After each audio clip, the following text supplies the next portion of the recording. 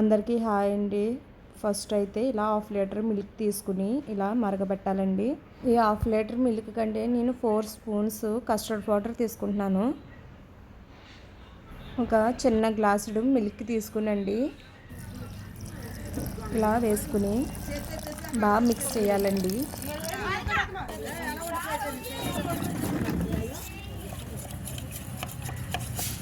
ఇలా సరిపోతుందండి.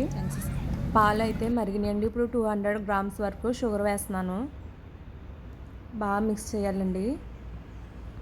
ఇప్పుడు కలిపి పక్కన పెట్టుకున్న కస్టర్డ్ పౌడర్ వేసుకోవాలండి.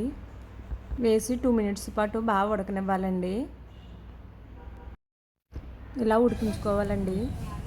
నేను ఇందులోకి ఫ్రూట్స్ ఇలా కట్ చేసుకుని పెట్టుకున్నానండి. 1 గ్లాస్ సబ్జాలు నానబెట్టి పక్కన పెట్టుకున్నాను.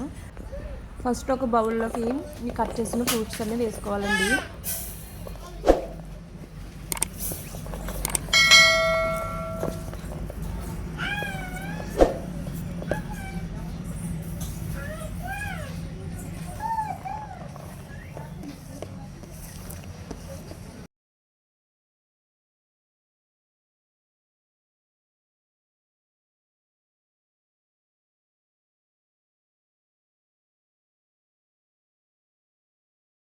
ఇప్పుడు కాచి చల్లార్చిన కస్టర్డ్ పౌడర్ మిల్క్ వేసుకోవాలండి.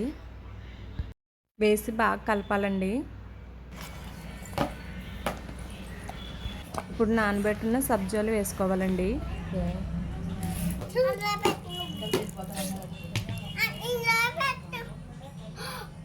సబ్జాలు వేసిన తర్వాత బాగా మిక్స్ చేయాలండి.